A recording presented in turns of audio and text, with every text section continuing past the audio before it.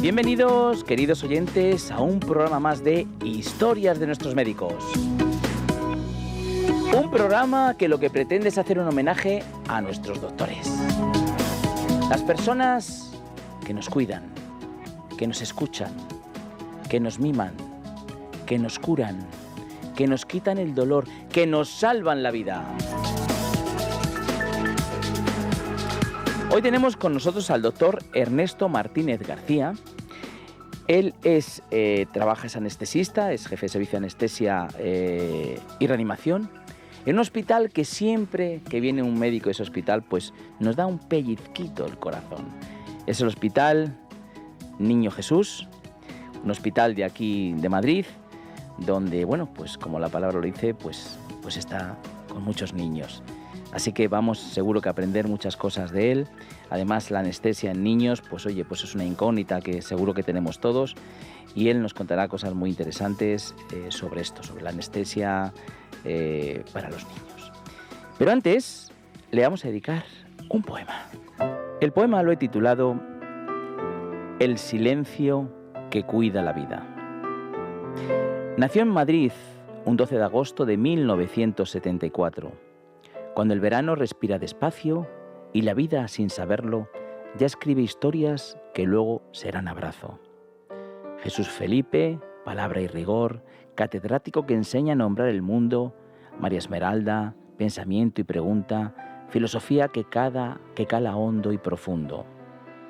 Entre libros, ideas y silencios, creció con el alma despierta, sabiendo que la vida no se entiende, si no se mira con entrega. Padre de Ariadna, su melodía, compañera de notas al piano, donde Beatles, Oasis o Coldplay se vuelven refugio cercano. Rojo y blanco, partido a partido, más de 25 años de lealtad, porque hay pasiones que no se explican, se viven y se heredan sin hablar. De Barco de Ávila, la montaña del mundo, los caminos abiertos, porque quien nace con vocación de servicio no entiende de límites ni de puertos.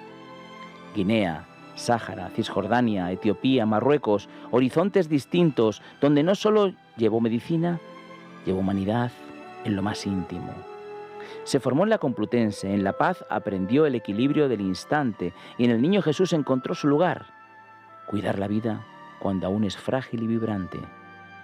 Anestesiar a un niño no es solo dormir un cuerpo doliente, es velar sus sueños, abrazar sus miedos, ser guardián de lo más inocente. Desde 2003 entregado y desde 2015 guiando con honor, no dirige solo un servicio, custodia una forma de entender la profesión. Cree en la medicina que acompaña, en el perioperatorio como camino total, en la anestesia multimodal que suma para aliviar, sin olvidar. Pero cree sobre todo en lo esencial, en aquello que nunca debe perderse, que ser médico no es un oficio, es una manera de ser y de ofrecerse. Y aunque el sistema se endurezca y la inteligencia artificial avance sin mirar, él sostiene lo que nunca podrá sustituirse: la presencia, la mirada, la verdad. Porque hay silencios que no son vacío, es cuidado, es ciencia, es humanidad. Es el silencio de quien duerme el dolor para que otro pueda despertar. Y en ese silencio invisible late su obra más hermosa, proteger la vida que empieza con la ternura de quien nunca se agota.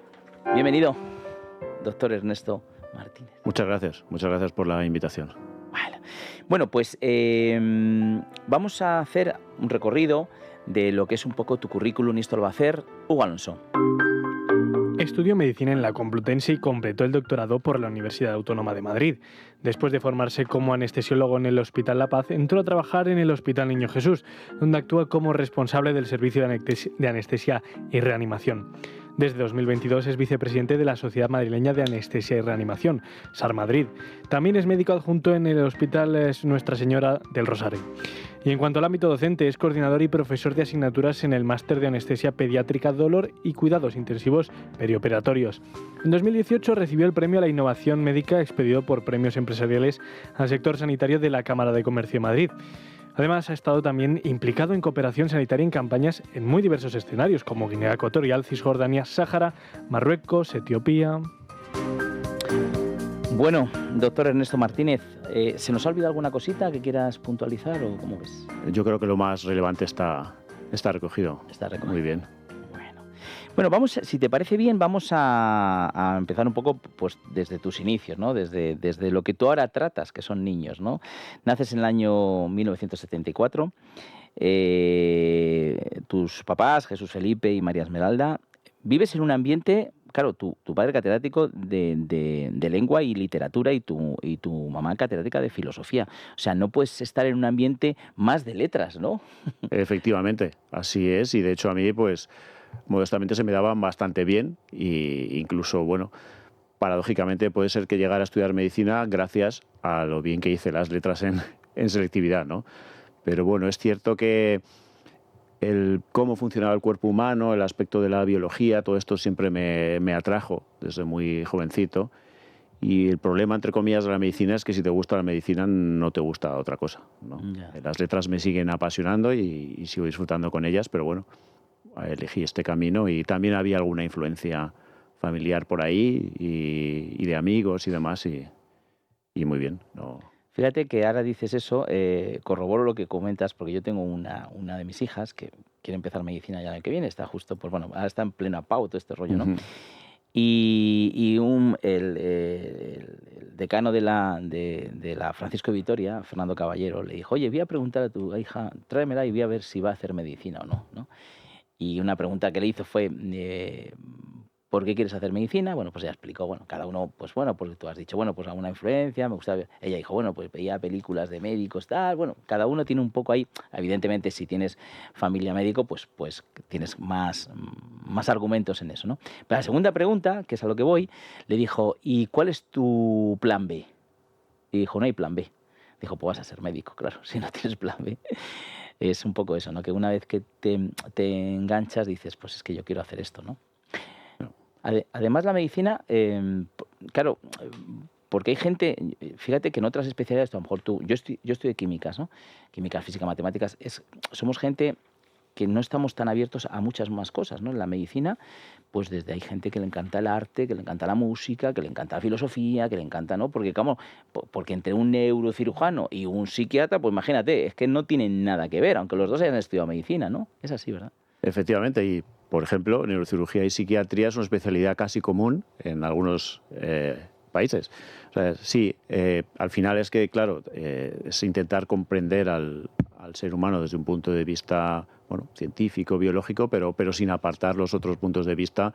O sea que hay esa diferencia a veces entre letras o ciencias. De hecho, incluso en algunos países no era una carrera de ciencias. O sea, la medicina se sirve de algunas ciencias, pero evidentemente pues es lo más humano que hay, porque es a lo que te dedicas, ¿no? Al ser humano.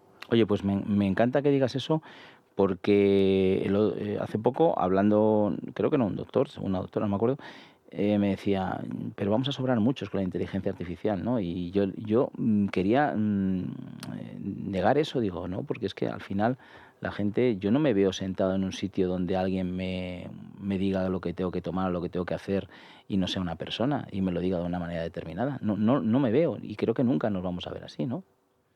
Hombre, es evidente que la inteligencia artificial va a cambiar todo, no solo la medicina, va a ser una revolución más rápida y por lo tanto más difícil de adaptarse incluso que la revolución digital, de Internet y demás.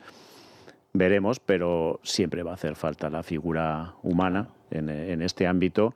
El papel será el que modulará, según qué especialidades también, porque no tiene nada que ver unas con otras, pero bueno, ahí va a seguir siendo necesario el papel del ser humano, ¿no? Me imagino, no hace falta que me lo digas, que eras muy buen estudiante. Sí, eso es, efectivamente. Estarías tú te tocó la selectividad, evidentemente, ¿no? ¿Y qué te pidieron de nota? En nuestra época es verdad que se pedía bastante nota, yo todavía hice GB, COU, selectividad. Sí. Estábamos en torno a lo que sería un 8 sobre 10, más o menos. Con eso ya en Madrid podías defenderte, pero claro, ahora es que les piden un 13 sobre 14 o una cosa así. Entonces, efectivamente, no es que no te guste otra cosa o no quieras hacer otra cosa muchas veces, es que además lo tienes que tener clarísimo porque efectivamente el sacrificio que implica si coges ese camino que no tienes plan B muchas veces es enorme, ¿no? Sí, sí. y lo tienes que tener muy, muy claro. Sí. Pero fíjate, Ernesto, no sé si estás de acuerdo conmigo, que cuando tú las notas las valorabas sobre un bien, un 6, un 7 es un notable normal, un 8 un notable ya alto, un 9 un tío con suficiente y un 10 un tío excelente, pues tú sabías un poco valorar esto, ¿no? Cuando tú te dices entre un 13,1 y un 13,5, Exacto. ¿qué valoras ahí? Sí, no, No sé, es que efectivamente. es más Se ha ido un complicado, poco ¿no? Sí, ¿no? de las manos. Incluso la propia inteligencia artificial yo creo que acabará cambiando no lo sé si tanto en la enseñanza superior, pero desde luego, por ejemplo, el MIR ahí lo tenemos, ¿no? Que ChatGPT lo hace perfecto. Claro. Entonces habrá que cambiar o volver a lo mejor a otro tipo de enseñanza dentro de las facultades de medicina que no sea tan simplemente memorística para acertar test, sino lo que habrá que formar es otra vez, pues eso, precisamente en valorar al paciente, en la exploración, en cosas que es más complicado que vaya a hacer una máquina, porque el Harrison, eso ya lo tienes Eso lo tienes ahí. en ChatGPT. Sí, sí, es verdad. Bueno, entras en la carrera de medicina, estudias en la Complutense. Ujú. Y luego, ¿por qué te encaminas hacia la anestesia? ¿Por qué? Es verdad que anestesia es una especialidad poco conocida, ya lo va siendo más, pero en mi época era todavía muy poco conocida. Y yo soy un camino parecido a otros compañeros que una vez que terminas medicina, en aquella época todavía teníamos bastante presencia de prácticas, no estaba tan encaminada a estudiar el MIR como ha sido después, eh, en mi opinión, erróneamente se ha convertido en una especie de academia de 6 años para probar el MIR. En nuestra época todavía yo además estudié en el Clínico, un hospital con muchísima tradición, ¿no? O el que más tradición de, pues eso, lo que era medicina, entonces todos, más o menos casi quería todo el mundo ser internista en aquella época, ¿no? Pero bueno, de ahí derivabas en lo que sería la medicina intensiva, una medicina muy sindrómica, muy del paciente en su conjunto. No tenía yo tampoco un perfil quirúrgico, que eso también lo tienes o no lo tienes. Y efectivamente, una vez que empiezas a preguntar por el tema de intensivos, la mayoría de gente, o mucha gente en esa época, te recomendaba anestesia y reanimación, que tenía las dos versiones. Tu parte de reanimación de las unidades de cuidados intensivos posoperatorias, pero también la parte de quirófano, que tiene una inmediatez y una recompensa diaria muy superior, ¿no? Y luego, bueno, también el tema profesional y laboral, pues siempre ha sido muy, muy bueno y muy demandado, ¿no? Así que por ahí fue un poquito. Ernesto, desde que tú estudiaste y haces la especialidad de anestesia, los fármacos que tú encontrabas con los que ahora mismo aplicáis, ¿ha cambiado mucho? Ha cambiado muchísimo. Sí, ¿Muchísimo? nuestra especialidad, yo creo que todas, pero bueno, yo conozco la mía. Yo llevo, pues eso, ligado a la anestesia desde el año 99 y ha cambiado muchísimo. Han aparecido los fármacos que son ahora fundamentales, han aparecido en este periodo. También ha avanzado muchísimo la monitorización, que es lo que a nosotros nos permite ver cómo está el paciente mientras está anestesiado. Otras tecnologías como la ventilación mecánica, a través de la cual nosotros pues, podemos hacer que el paciente respire antes y durante de la anestesia. Las propias técnicas quirúrgicas, evidentemente, han evolucionado muchísimo y nosotros vamos con ellos. El uso de la ecografía, por ejemplo, para nosotros también como herramienta. O sea, se han incorporado un montón de dispositivos y de tecnología y medicación en estos 25 años que ha cambiado la especialidad por completo, efectivamente. Podemos decir que cuando un anestesista, un anestesiólogo está trabajando, tiene todas, o sea, es difícil que se escape algo o aún también todavía hay algo que puede, no sé, no, hacerte dudar o ya está todo, como tú bien dices, como tienes tantos parámetros que te están midiendo, te dicen tal, no se te escapa nada. O hay momentos en los que hay que tomar decisiones de improvisadas, entre comillas, ¿no? Bueno, efectivamente, esto no lo digo yo, todos los estudios de morbimortalidad o de complicaciones perioperatorias han disminuido muchísimo, ¿no? la incidencia, y en pediatría, que es mi ámbito, casi es inapreciable, ¿no? Esto ha llevado lo que comentaba antes del avance de los fármacos, de la tecnología, los monitores, y hemos llegado a unos estándares de seguridad y de calidad altísimos. Aún así, evidentemente, pues una cirugía y un paciente no son dos iguales y siempre puede haber, no imprevistos, pero bueno, complicaciones o que es para lo que estamos, para evitarlas, evidentemente, pero también para tratarlas si surgen. Pero son cada vez menos, efectivamente, como apuntabas. Y tiene que haber no sé cómo explicarlo esto, una combinación muy importante entre el cirujano y el anestesista, de tal manera que hay veces que si no te entiendes muy bien con él, no lo estás pasando muy bien, o bueno, no hace falta decir ni nombre ni nada, pero o no, es igual, te pones ahí y te da igual, digo en tu caso, el cirujano que esté, porque dices, bueno, yo voy a hacer mi trabajo. No, para nada. O sea, de hecho, bueno, una de las influencias que te comentaba al principio, yo tenía un tío abuelo, que es verdad que era de los socios más bajos del Real Madrid, pero bueno, pero que era médico general de lo que se llamaba entonces y demás, y además muy madrileño, muy castizo, entonces tenía muchísimos chascarrillos y demás, y cuando yo le comenté que iba a elegir anestesia y reanimación, pues él decía el tópico de aquella época, ¿no? Pues incluso casi ni existían las especialidades, pero bueno, y él siempre decía que un buen cirujano se merece un buen anestesiólogo, pero un mal cirujano necesita un buen anestesiólogo. Ese era un dicho del siglo pasado, pero bueno, entonces efectivamente es imprescindible la coordinación y de hecho está trasladado a la dinámica habitual con una cosa que se llama checklist, en el que bueno, todos los profesionales implicados, con enfermería por supuesto, estamos en continuo contacto de antes, durante y después del procedimiento. Sí, es imprescindible. Esto ya que has comentado lo del tema del fútbol, que yo sé que tú eres muy atlético, lo hemos visto en el poema, y no sé si sería un poco el símil de el cirujano es el que mete los goles y el anestesista es el que defiende, ¿no? Entonces, digamos que pues si tú metes o no metes goles, tienes que defender, pero como no seas de meter goles ya puedes defender bien. También es una metáfora si no te lo llevas, ¿no? Muy utilizada, que seríamos como el portero. Portero, ¿no? Que solo te acuerdan cuando tienes un fallo, entre comillas. O sea, de ese el tío abuelo, ¿me has dicho que era? Sí. De ese tío abuelo te llevaste el 50%, que era la parte médica. La parte del Madrid no te la llevaste. Efectivamente. Bueno, pues nada, llegado este momento, vamos a hacerte, al doctor Ernesto Martínez, un regalo musical. Bueno, te voy a poner a prueba, porque esta canción yo normalmente me dais una canción. Como no me has dado una canción y me diste Beatles, Rolling, Oasis, Coldplay, ¿sabes esta? Claro, por supuesto, ¿no? Wonderwall de Oasis.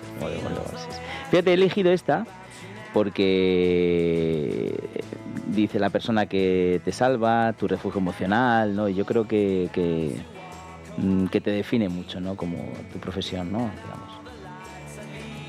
Sí, desde luego que el anestesiólogo es alguien, bueno, yo creo que cada vez más valorado, también a raíz de la pandemia.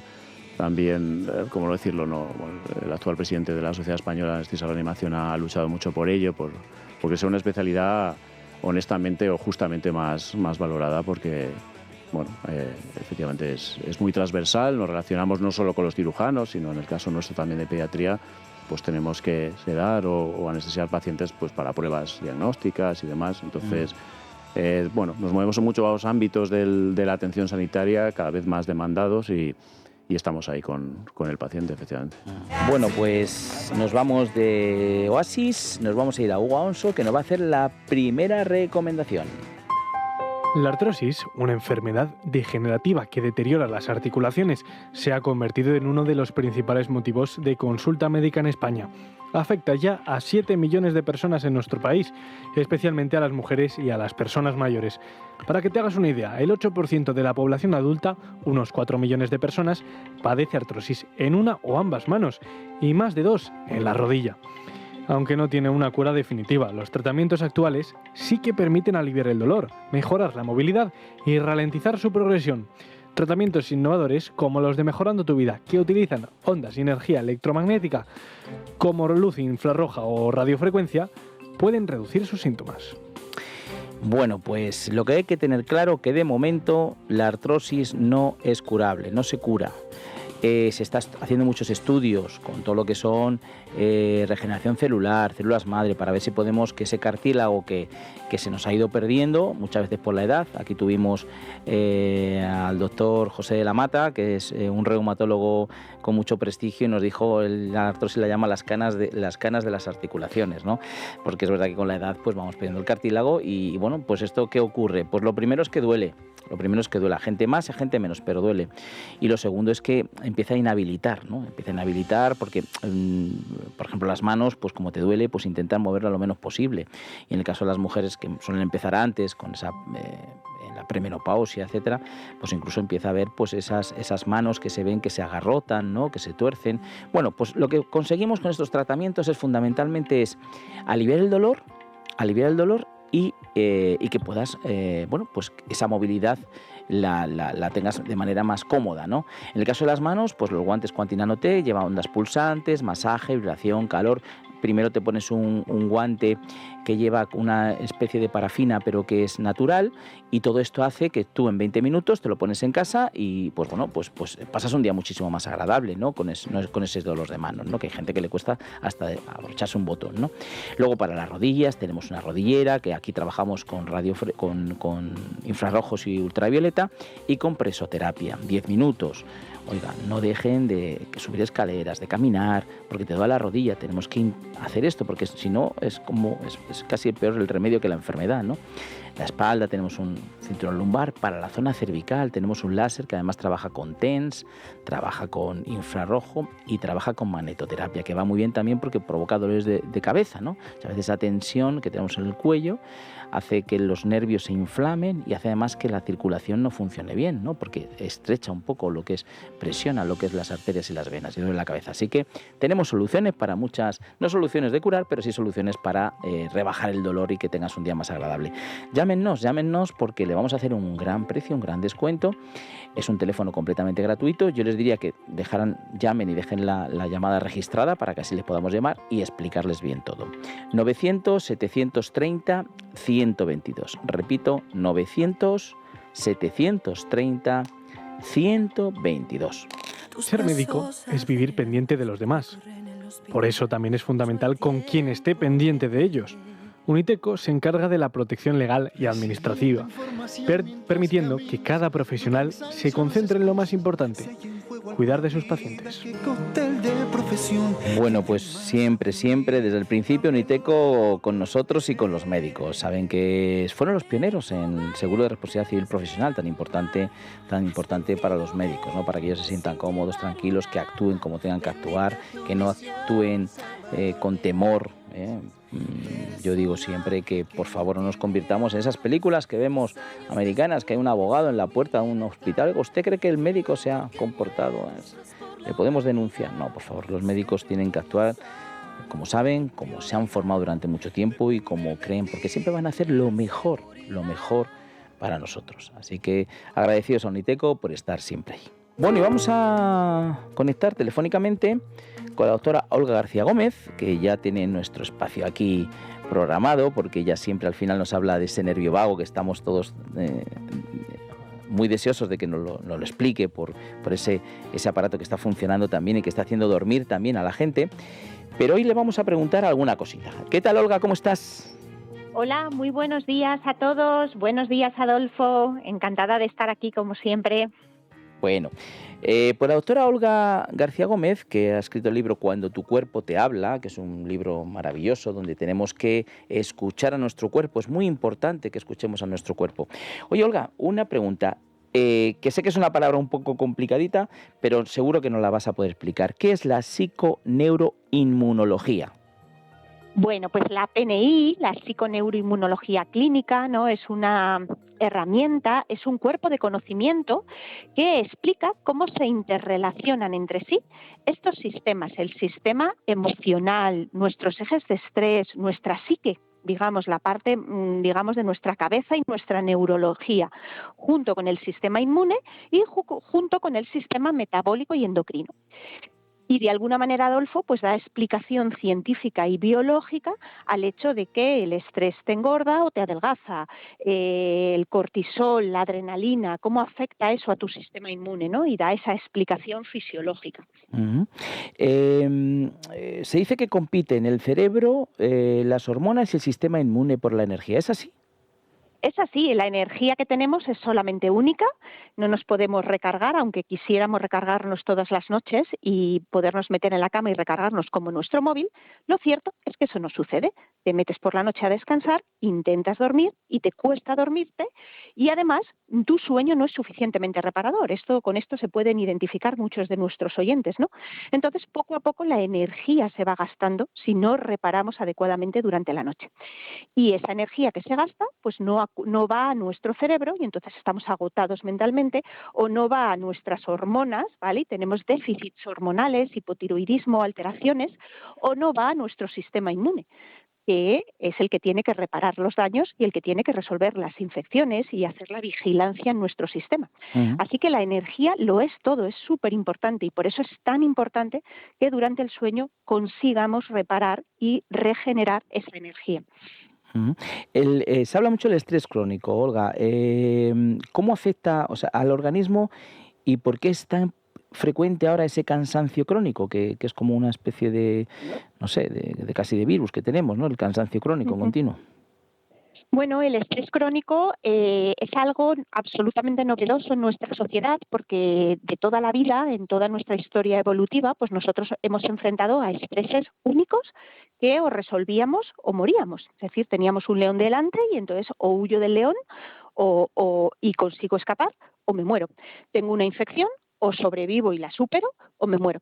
Ahora lo que nos pasa es que mentalmente tenemos un montón de estresores en nuestra cabeza. Tenemos preocupaciones, la hipoteca, mi jefe, mi relación, mi trabajo que no me resulta satisfactorio, anticipaciones. Tenemos múltiples estresores permanentes que no terminamos de resolver y que generan un gasto energético enorme. Y entonces ese gasto energético pues acaba provocando un cansancio y un agotamiento crónico y una liberación de hormonas de estrés en el organismo y todo eso pues acaba dando desajustes metabólicos e inmunológicos. Ujú. Y el nervio vago, que es el que aquí todos estamos ya, se habla mucho de él y es verdad que es muy importante. En todo esto, ¿qué es lo que hace? Bueno, el nervio vago forma parte de nuestro sistema nervioso autónomo, de esta parte de nuestro sistema nervioso, de nuestra neurología, que nos permite latir el corazón, que permite hacer la digestión, que permite calmarnos, que permite entrar en modo de calma, de reparación. El estado de calma es muy importante porque es un estado de reparación y de integración. Por eso durante el sueño no solamente estamos en horizontal, estamos reparando activamente, nuestro sistema inmune trabaja durante el sueño, nuestras hormonas tiroideas trabajan durante el sueño. Entonces no es raro ver cómo tantas personas con tantos problemas de insomnio y con un nervio vago está sin poder trabajar adecuadamente, sin poder entrar en esa calma y reparación, tienen luego problemas inmunológicos, infecciones de repetición o hipotiroidismo. Bueno, pues aquí tenemos un aparato que es muy sencillo de utilizar, que lo que va a hacer es estimular este nervio que está comentando la doctora Olga García Gómez, que es el nervio vago, que lo solemos tener ahí adormecido.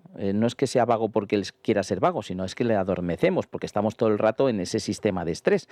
Entonces, este aparatito lo que hace es estimular el nervio vago, es tan sencillo, es más pequeñito que un móvil, se coloca unas pincitas que se colocan en la zona de los lóbulos de las orejas y a partir de él, a través de esas frecuencias, consigue estimularle. ¿Cuándo hay que colocarlo y cuánto tiempo? Bueno, pues antes de irnos a dormir sería lo ideal, una horita antes, nos lo colocamos, 20 minutos es suficiente y ya verán cómo van a dormir. Porque de manera natural vamos a estimular a ese nervio vago para que afecte a un neurotransmisor, que es la acetilcolina, que a su vez segregará la melatonina. La melatonina no hay que tomarla, la melatonina nuestro cuerpo la tiene que segregar, que es lo suyo. Es así, ¿verdad, Olga?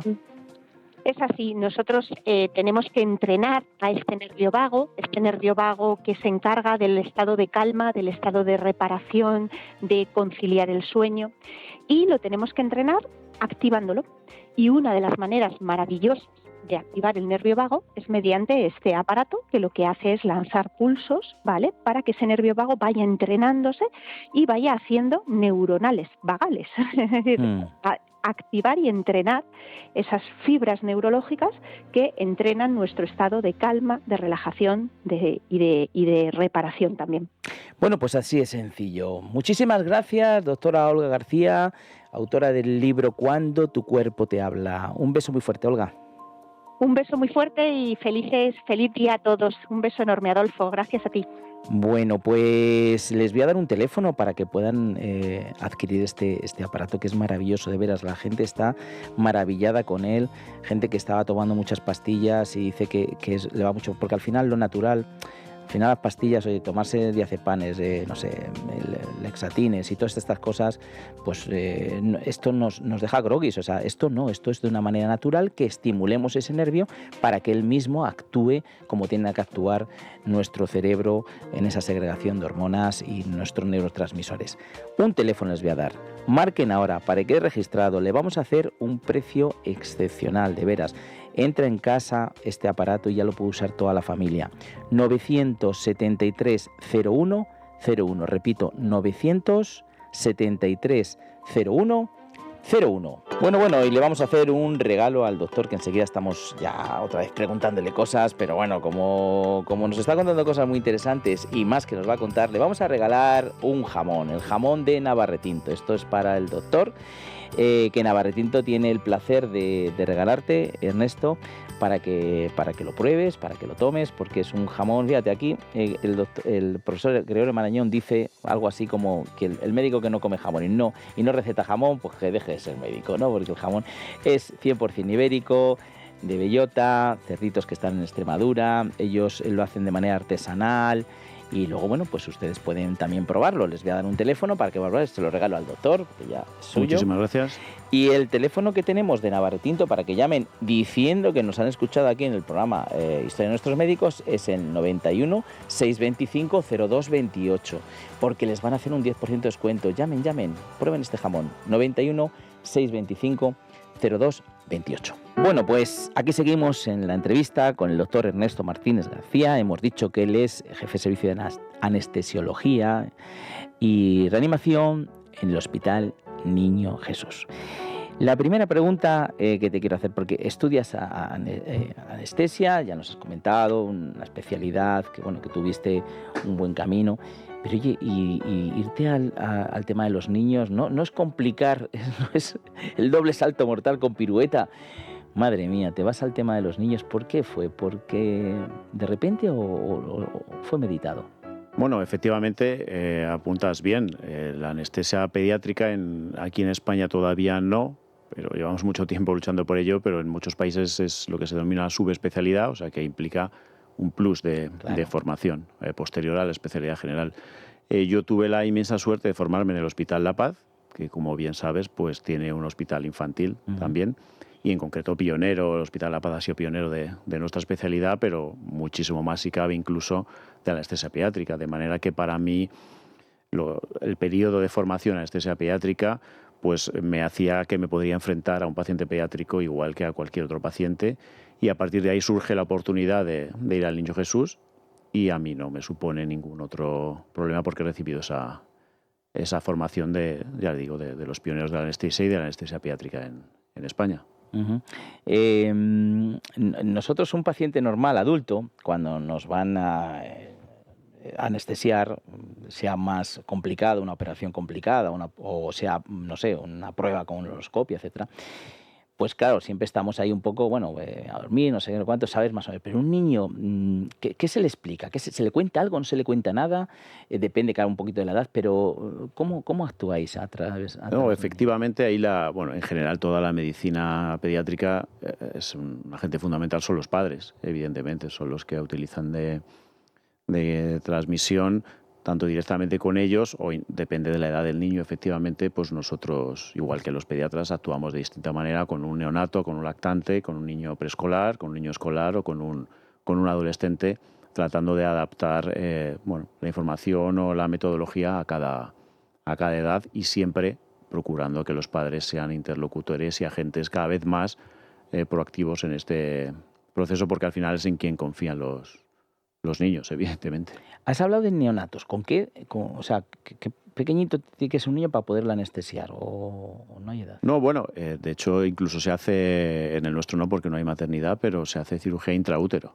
También. Incluso. O sea que no es cuestión del procedimiento y se va adaptando la técnica, lógicamente, al periodo vital de ese ser humano. O sea que se hace incluso cirugía intraútero, así que antes de nacer incluso ya hay pacientes que son anestesiados. Oye, cuando te ponen una anestesia que te ponen una vía, me estoy imaginando en un bebé, un niño, ¿cómo se coloca ahí?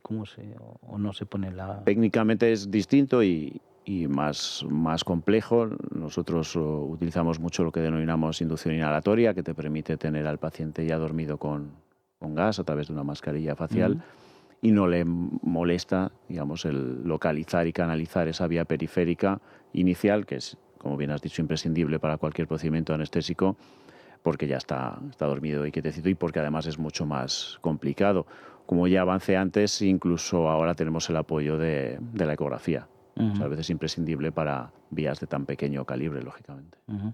¿Esto es verdad o es un bulo? Que cuando te van a anestesiar es bueno pensar en algo bueno o positivo, o es una chorrada eso. No, liga un poco con la entrevista que habéis hecho antes a la otra compañera. Nosotros de lo que nos encargamos es de controlar el estrés quirúrgico, el estrés que produciría la agresión quirúrgica y que produce también esa descarga neuroendocrina que decía, pero ese estrés también se le puede añadir el estrés previo que pueda uno traer, efectivamente, que nosotros tratamos de combatir con la premedicación, ¿no? Fármacos que se dan antes para ir un poquito más relajado, y efectivamente con la consulta de anestesia, esa charla con los padres y la labor de los padres, porque al estrés quirúrgico, si no le estamos añadiendo el estrés nuestro previo, que se canalizan por el mismo camino, o sea que es fundamental ir relajado y con pensamiento positivo. Eso se va a traducir al final en estas respuestas endocrinas y metabólicas que apuntaban antes y que nosotros también, nuestro trabajo es controlarlas con nuestra medicación.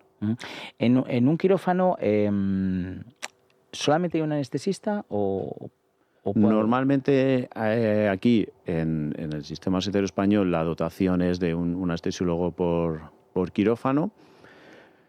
En determinadas cirugías más complejas y en determinados momentos sí que suele haber apoyo o tratamos de que haya más de uno, ¿no? Para momentos, bueno, nosotros antes nos equiparabas con el portero del fútbol, nos gusta más equipararnos con el piloto del avión, ¿no? Y por lo tanto el despegue y el aterrizaje muchas veces, salvo que haya turbulencias, son los momentos más delicados y hay tanto despegue como turbulencias como aterrizaje, o sea, gusta de que haya compañeros. Claro, el momento que le duermes a la persona, ¿no? Que entra, y luego el momento de despertar. De la extubación. Sí.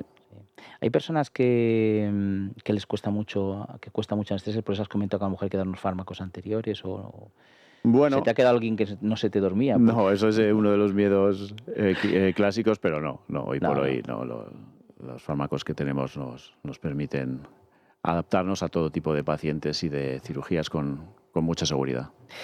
Oye, ¿qué es el perioperatorio? Cuéntanos un poquito la medicina perioperatoria. Bueno, en esta progresión que avanzábamos antes, que ha tenido la especialidad, pues tal ha sido que incluso la Sociedad Americana de Anestesia, que a muchos les puede sonar como la ASA y demás, pues a principios de los años 2000 ya sugirió que se debería denominar medicina perioperatoria, más que anestesia y reanimación, en tanto en cuanto nosotros nos hacemos cargo del paciente una vez que se indica la cirugía o el procedimiento y que eso va a requerir anestesia, pues ya tenemos una valoración previa para optimizarle, para todo esto que ya estábamos, conocerle, prepararle, todo esto que ya decíamos, por supuesto el cuidado intraoperatorio y por supuesto el cuidado posoperatorio, ya sea por una cirugía ambulatoria que se pueda ir o una cirugía más compleja, incluso las unidades de reanimación o cuidados críticos postquirúrgicos.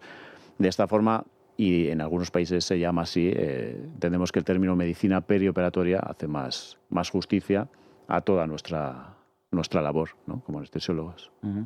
Nos da un poco miedo a los pacientes cuando nos dan que tienes que firmar, que aceptas si normalmente no hay, yo creo que no es poco matar moscas a cañonazos, porque normalmente no pasa nada. Pero, y ese es un paso, personalmente a mí, según lo leo, es como las contraindicaciones del médico, prefiero no leerlo. Sería o sea, ¿qué porcentaje hay de que...? Claro, el problema es ese, como antes también lo hemos comentado, que gracias a toda esta evolución, ahora nosotros siempre decimos en la consulta que es más seguro operarse que ir en coche, ¿no? Claro. Entonces es una frase tópica, pero es que es real en cuanto a estadísticas, ¿no? Es verdad que en medicina, también has apuntado antes por el tema de las denuncias y demás, para procedimientos potencialmente de consecuencias graves, ese consentimiento informado debe quedar registrado por escrito. ¿Qué pasa? Que no se debe sustituir el firmar el papel con la información. O sea, firmar el papel debería ser lo de menos porque efectivamente muchas veces es muy genérico y tiene que incluir todo. Y es lo mismo para un procedimiento más banal que para una cirugía una enfermedad más grave. Pero lo importante es la información que se ha transmitido antes de que quede plasmado con esa firma, que no es que sea lo de menos, pero que es imprescindible por un tema médico-legal, más que por un tema humano o un tema real, ¿no? Lo importante es informar bien. Hay varios cirujanos que me han dicho, que me imagino que tú seguramente corroborarás, que es muy difícil que un paciente se muera a ver, hombre, si estás en urgencias, si te viene un paciente que tiene un accidente de coche, pues puede pasar cualquier cosa, ¿no? Pero una operación que esté ya programada, hay unos medios entre anestesias, que es muy difícil. Se puede morir pues, a una infección, o se puede, pero es así, ¿no? O sea, hoy en día, con las técnicas que tenéis, que se te muera una persona, eso que se pensaba siempre, le van a operar a ver si sale de la operación. Claro, no, eso ha cambiado radicalmente. Muchísimo, la ¿verdad? evolución tanto de la cirugía como de la anestesia en estos últimos 20 años o 30 años ha sido radical y no, insistimos, siempre decimos que es más seguro operarse que ir en coche. La anestesia multimodal, cuéntanos, ¿qué es? Bueno, eso sería un poco buscando también lo que hemos apuntado antes de controlar esa descarga neuroendocrino-metabólica que produce el estrés quirúrgico cuando uno le hacen una agresión. Pues bueno, históricamente se ha tratado de controlar focalizándose en pocos fármacos, pues un poco la tendencia ahora para evitar efectos indeseables y para tener mayor control de esa respuesta es el utilizar muchos fármacos, ¿no? Y por eso es multimodal. Entonces, el utilizar muchos fármacos reduciría, por así decirlo, la dosis de cada uno de ellos y, por lo tanto, los efectos indeseables de cada uno de ellos. Antes estaba muy basada en los opioides, eso le puede sonar a cualquiera, ¿no? Sí. Y ahora es reducir o incluso en algunos casos casi evitar el uso de estos fármacos, añadiendo otros que actúan a otros niveles del sistema nervioso, que es lo que nosotros al final tratamos, ¿no? La transmisión de ese estímulo doloroso o nociceptivo si uno está dormido, con distintos fármacos, no solo tan focalizados con los opioides. Y es algo de lo que yo soy pues muy seguidor y estoy muy de acuerdo y que creo que liga mucho con lo que hablábamos de medicina perioperatoria. Está fenomenal, es decir, haces un combinado de fármacos. Exacto. Que en una medida más pequeña no generan consecuencias negativas y que al final el resultado es el mismo, es decir, al final el paciente se duerme, etcétera, pero no tienes esa parte, digamos, contraindicativa de algunos. Oye, pues está fenomenal. Me gustaría acabar sin hablar un poquito también de todo el tema cooperativo, ¿no? Porque yo en el poema he hablado de un montón de lugares donde has visitado, etcétera, y aunque hayas hecho algo también de turismo, pero has ido ahí a trabajar y tal. Cuéntanos un poco todo esto. Pues es otra de las... Vamos, yo me considero muy afortunado por haber desarrollado mi carrera en la anestesia pediátrica, en el Niño Jesús, y eso mismo me permitió, que pudieran contar conmigo para una expedición que ha hecho el Servicio de Cirugía Pediátrica desde siempre a Guinea Ecuatorial, desde el Niño Jesús, y a través de incorporarme a esa expedición, después te metes en el mundo del voluntariado, cooperación sanitaria o misiones quirúrgicas, y es un aspecto que he podido desarrollar también en otros escenarios y que también te da un feedback muy positivo de lo que tú aportas como especialista, digamos, de un país de altos recursos, en países de otros recursos, y a su vez te permite dimensionar la importancia de la cirugía y de la anestesia como algo imprescindible en la salud global, ¿no? Siempre decimos que, para que os hagáis una idea, hay más morbimortalidad por no poderte operar de manera segura en el mundo, en niños, que si sumas VIH, tuberculosis y malaria. Madre mía. Entonces, digamos que eso también dimensiona y vuelve a enlazar con la medicina perioperatoria y es como el techo, ¿no? de un médico, poder aportar a estos países de bajos recursos todo ya sea formativo o asistencial, ¿no?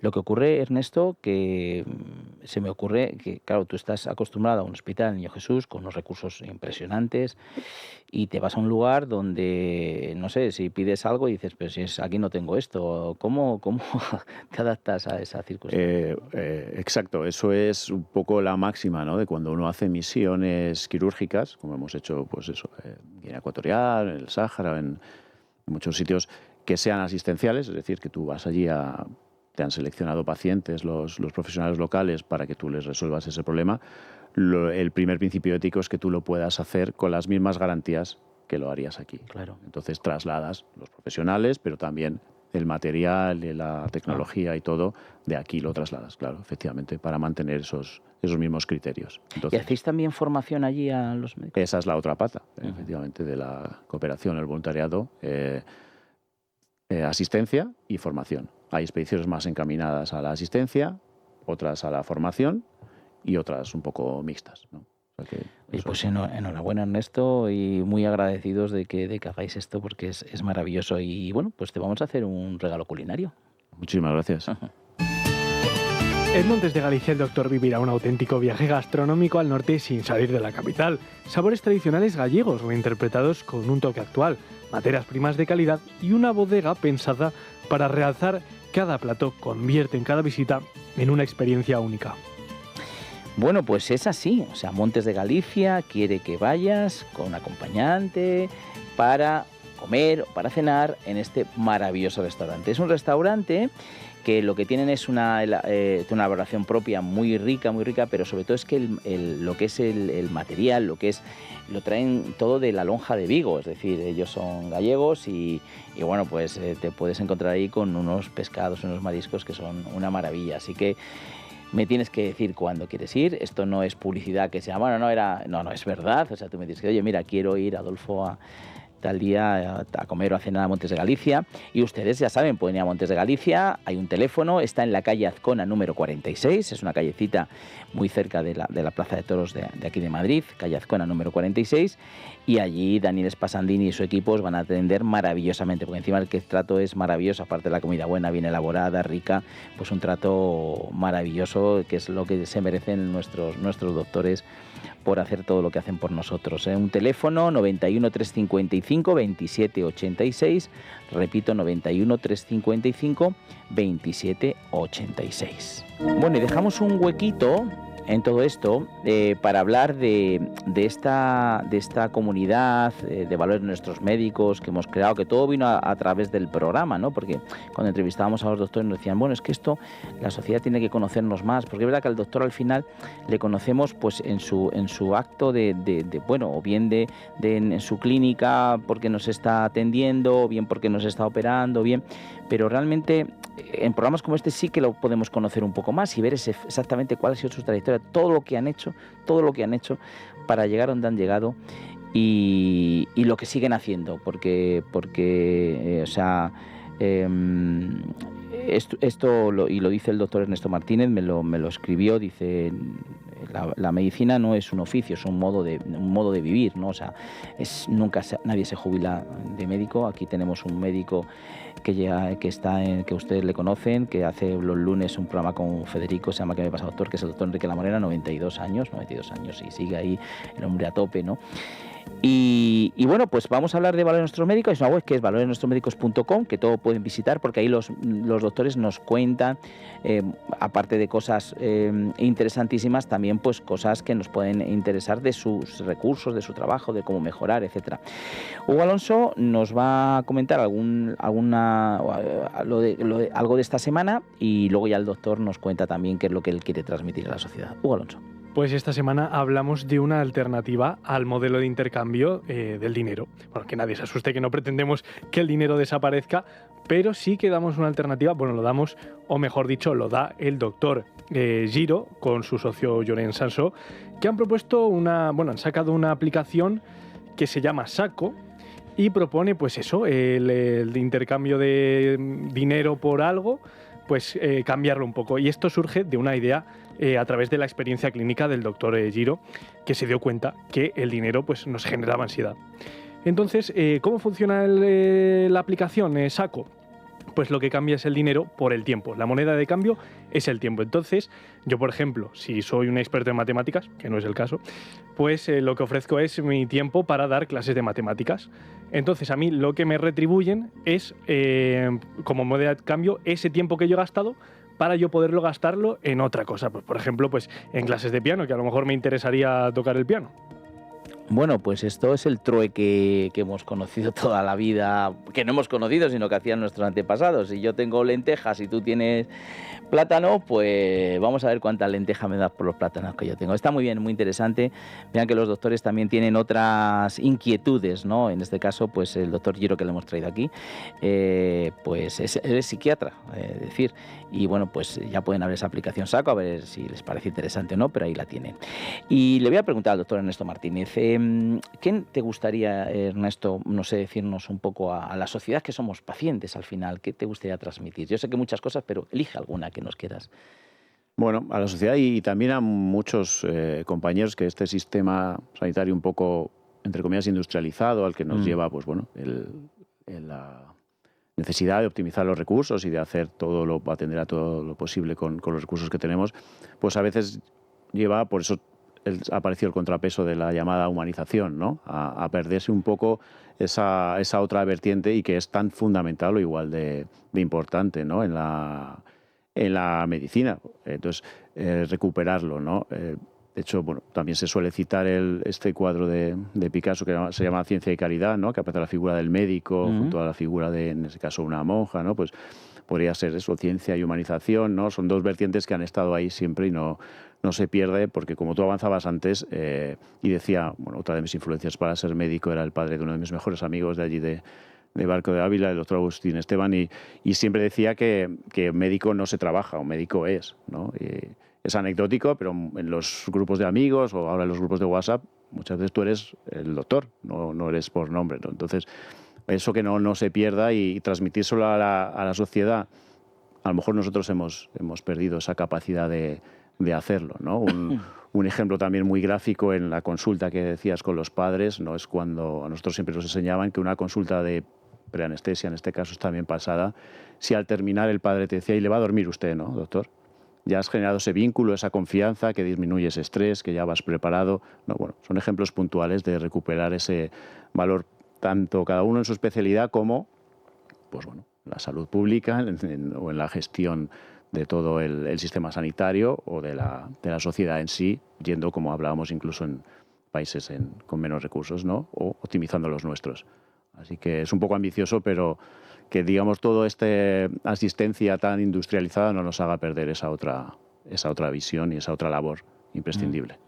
Fíjate que eso que comentas, que el padre, eso es como que el médico no solamente... A ver, es importantísimo explicar las cosas, ¿no? Pero también es importante que tú veas que el paciente ha recepcionado como tú quieres que... O sea, ese feedback, ¿no? Ese que al final te diga pero lo va a dormir, o sea... Creo que eso es muy importante y normalmente yo siempre digo lo mismo, el gran problema que tenéis los médicos cuando es el tiempo. Que es, claro, el tiempo es lo que hay, ¿no? Tampoco, y hay gente que le hace falta menos tiempo, porque es más liviano todo, o porque la persona lo capta más, y hay gente que necesita un poquito más de tiempo, ¿no? Entonces ahí es donde no, si yo creo que si tuvierais tiempo, pues... Y ahí, fíjate, paradójicamente que hay gente que se siente un poco amenazada con el tema de la IA y tal, pues parte del tiempo que se nos roba ahora, a nosotros la labor administrativa, burocrática, pues igual la IA resuelve eso.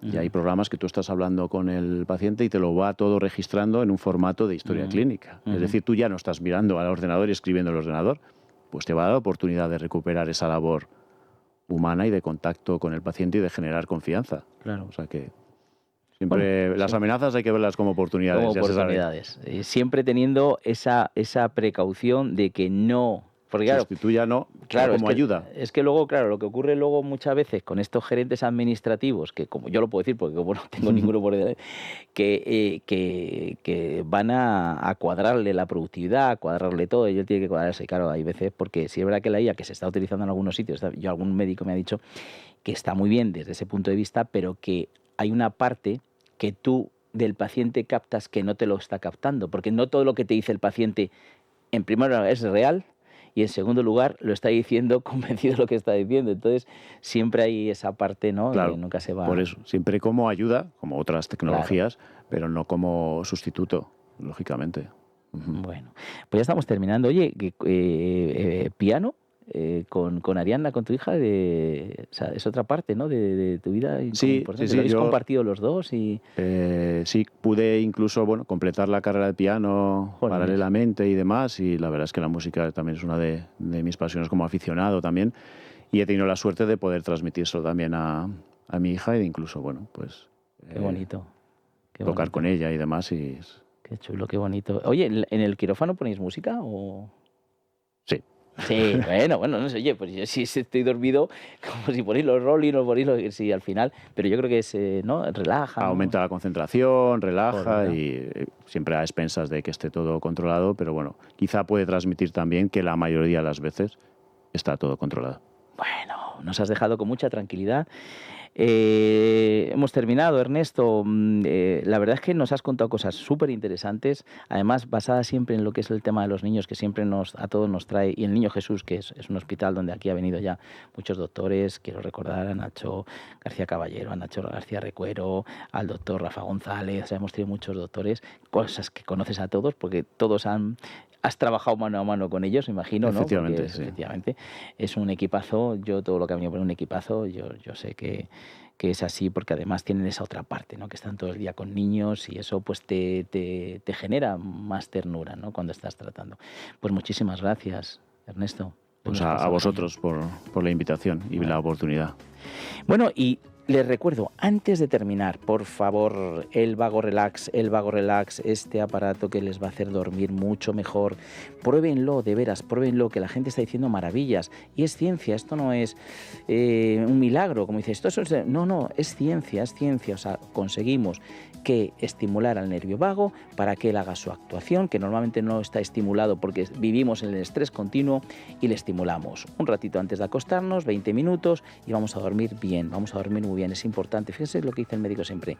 2 preguntas que normalmente hace. ¿Bebe usted? Agua, evidentemente no.